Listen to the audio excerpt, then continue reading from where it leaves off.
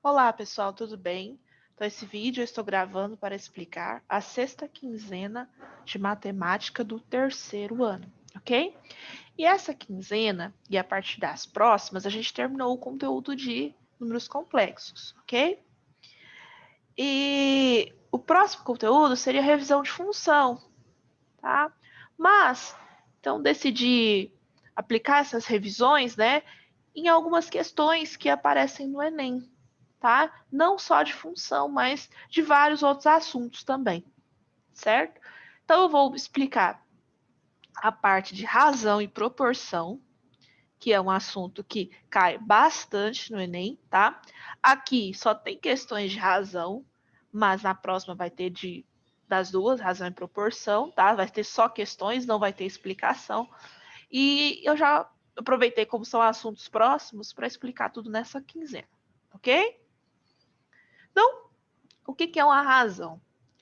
A razão é uma fração de informações, tá?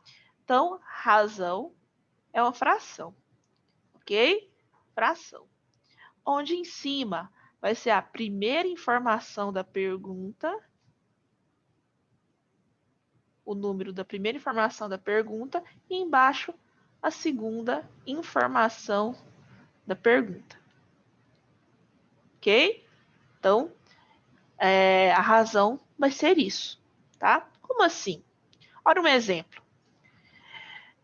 Em uma partida de basquete, João fez 30 arremessos, do qual acertou 18. Qual a razão entre letra A, número de acertos e número de arremessos? Razão entre acertos e arremessos. Pessoal, essa é a minha pergunta, tá?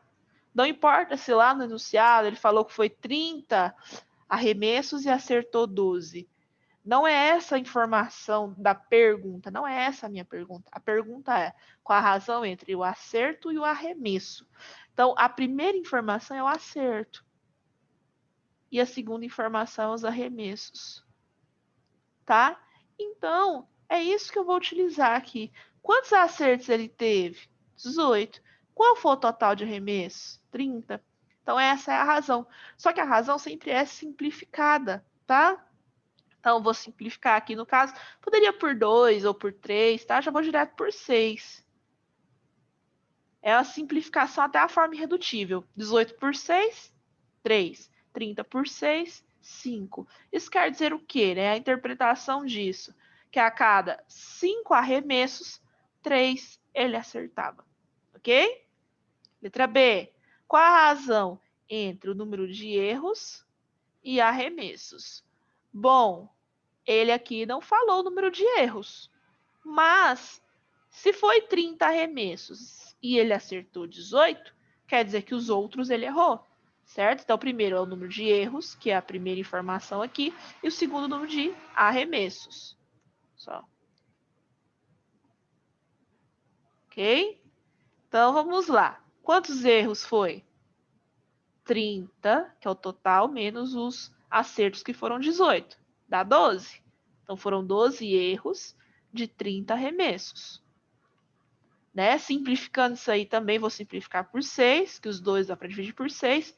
12 por 6, 2. 30 por 6, 5. Ou seja, a cada 5 arremessos, 2 ele errava. Tá? E a letra C, pergunta é, qual a razão entre o número de acertos e erros? Tá? Quantos? Então, em cima vai ser acertos e embaixo vai ser erros. Então, vamos lá. Quantos acertos foram? 18. Quantos erros? 12. Simplificando por 6, dá 3 sobre 2. Ou seja, a cada 2 erros, 3 acertos. Ok?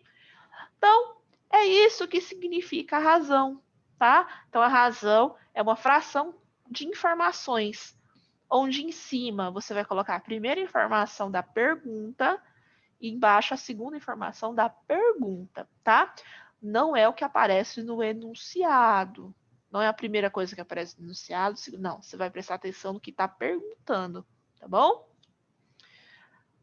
Cai muita questão de razão, proporção em Enem, gente. Ah, uma coisa importante, que eu até destaquei aqui de amarelo, ó.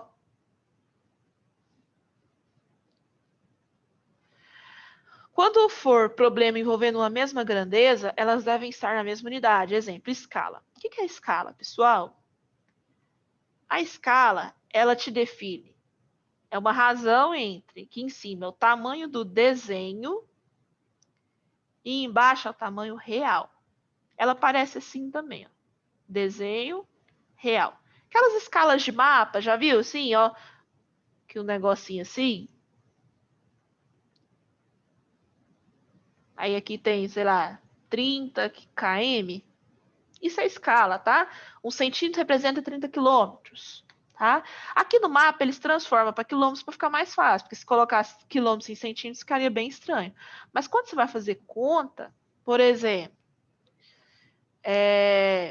você desenhou uma árvore num papel, para representar uma árvore que você tá olhando e você está desenhando ela no papel. Aí no desenho, ela teve 20 centímetros no seu desenho lá da árvorezinha. Só que a árvore real não vai ter 20 centímetros. Vamos supor, ela tem, vamos supor, 18 metros. 18 não, vamos colocar um número melhor aqui. 40 metros, tá? Então, qual a escala? Certo? Olha, eu tenho aqui algo em metros e algo em centímetros e algo em metros. Então, não posso deixar assim. Então, tem que converter. E a gente sempre converte em centímetros. Para centímetros, deixa tudo em centímetros, no caso de escala, tá bom? Se no exercício perguntar qual é o valor em metros, aí você faz do que está pedindo. Mas quando não pedir, é centímetros, tá? Então, o que você vai fazer? Você vai transformar tudo para centímetros. Então, em cima continua 20 centímetros. 40 metros são quantos centímetros? Pessoal, 1 metro é 100 centímetros. Então, 40 metros vai ser quantos centímetros, né? É só você multiplicar, que é 100. 100 centímetros. Então, vai multiplicar por quanto? 40 vezes 100, que vai dar 4.000. Então, 4.000 centímetros, ok? E agora, como que eu faço? Normalmente, escala, em cima sempre tem que ficar 1, né? Para ficar 1, tem que dividir por quanto? Simplificar por quanto? Por 20, tá? Então, em escala, normalmente eu simplifico pelo número que está em cima, para ficar 1, tá? Em cima. Então, vai dar quanto? 1 sobre, vamos cortar um zerinho aqui, só para ficar mais fácil. 400 por 2, 200. Então, a escala é 1, 200. Ou seja, cada 1 centímetro do desenho representa 200 centímetros do tamanho real, tá? Ou 2 metros do tamanho real, tá bom? Então, se tiver mesmas grandezas, no caso de unidade de comprimento aqui, tudo na mesma unidade, centímetro, centímetro. Se fosse de volume, centímetros quadrados e metros quadrados, transformaria tudo para uma coisa só, no caso, centímetros quadrados. Ok? Continuando aí.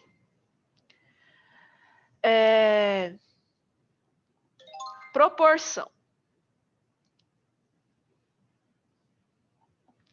A proporção é a igualdade entre duas razões. Então, quando duas razões são iguais, elas são proporcionais, ok?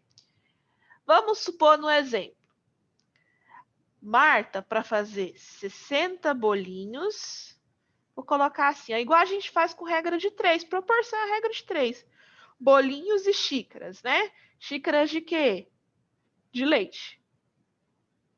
Para fazer 60 bolinhos, Marta gasta 3 xícaras de leite. Então, para fazer 80 bolinhos, ela vai gastar 4 xícaras de leite, ok? Então, duas razões iguais,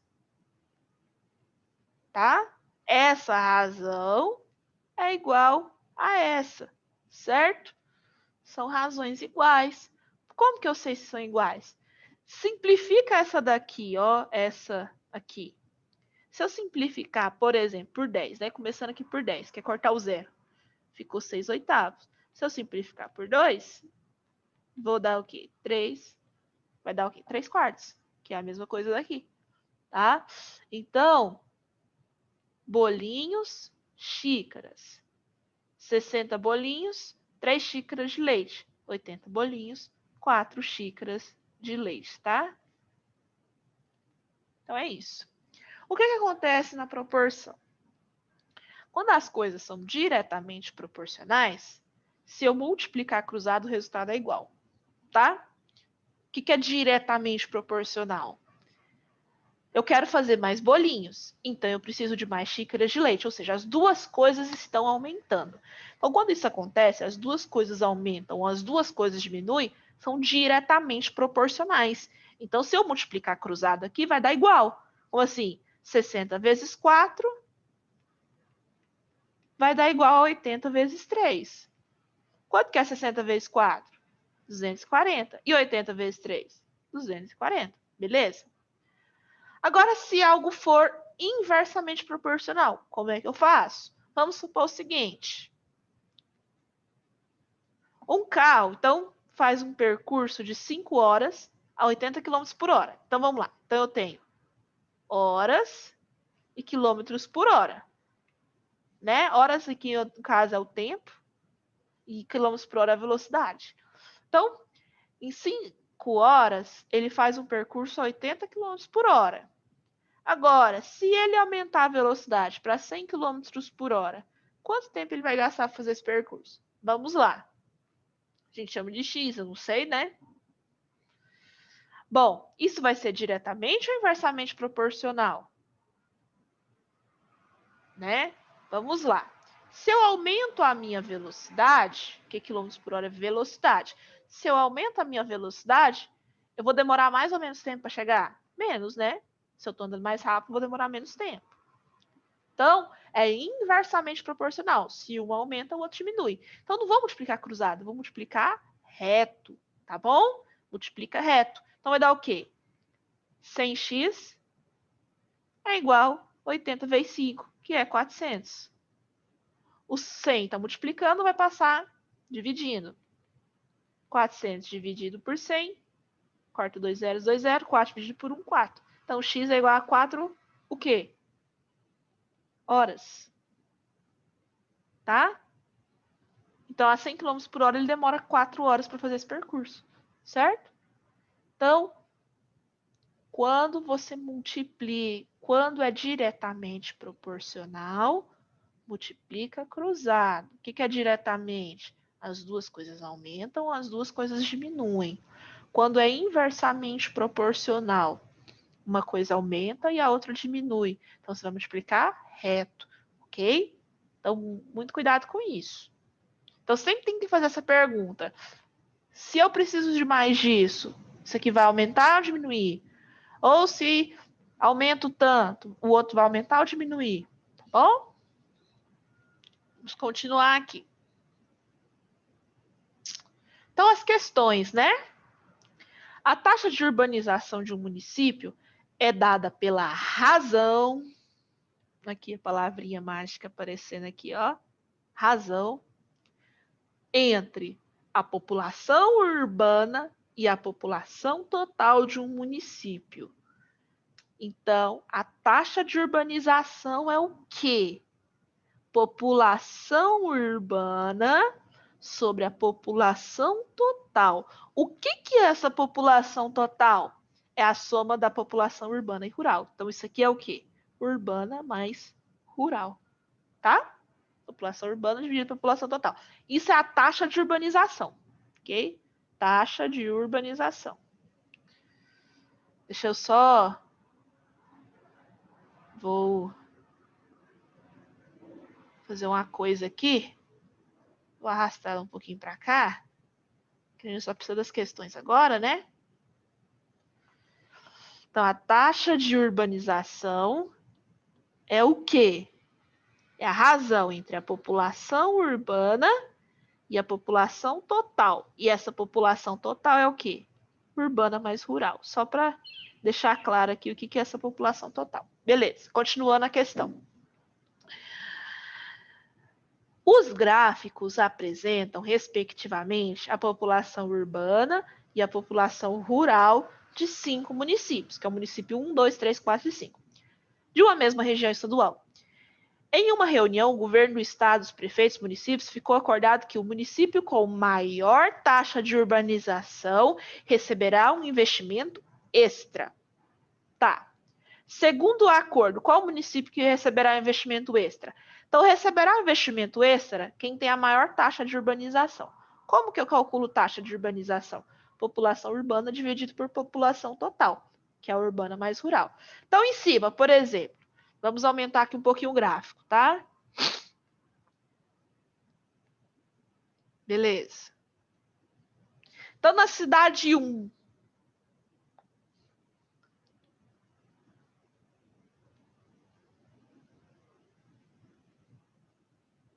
tá? Então, na cidade 1, o que acontece? População urbana dividida por população total. Qual que é a urbana na cidade 1? 8.000. E a total? E a população total? É a urbana mais a rural, que seria 8.000 da urbana mais 4.000 da rural, né? Que daria quanto? Então, 8.000 sobre 12.000, né? Cortando aqui os zerinhos, seria 8 sobre 12, né? Se eu dividisse, daria um valor lá de taxa, tá? Normalmente, quando pede taxa, você vai dividir um pelo outro. No caso, 8 dividido por 12, tá? Vai dar 0, alguma coisa.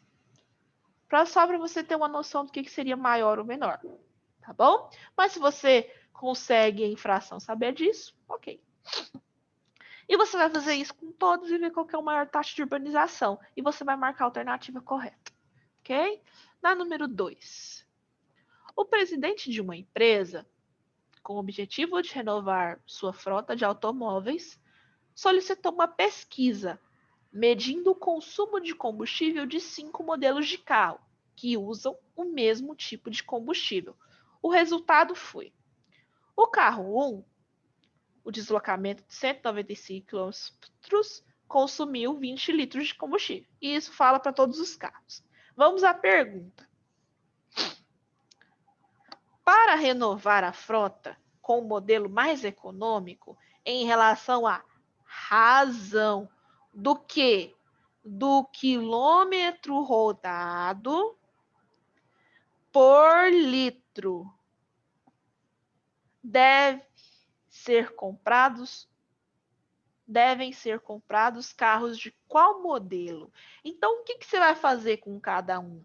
Pegar o quilômetro e dividir pelo litro, né? Pegar os quilômetros e dividir pelo litro e ver quanto que dá essa razão, tá? Então, o que tiver a maior razão, né? Mais econômico é o quê? É aquele que faz mais quilômetros por litro. Então, qual for o que der o valor maior, é o que você vai marcar, ok? Então é isso, pessoal. Espero que tenha entendido e até a próxima.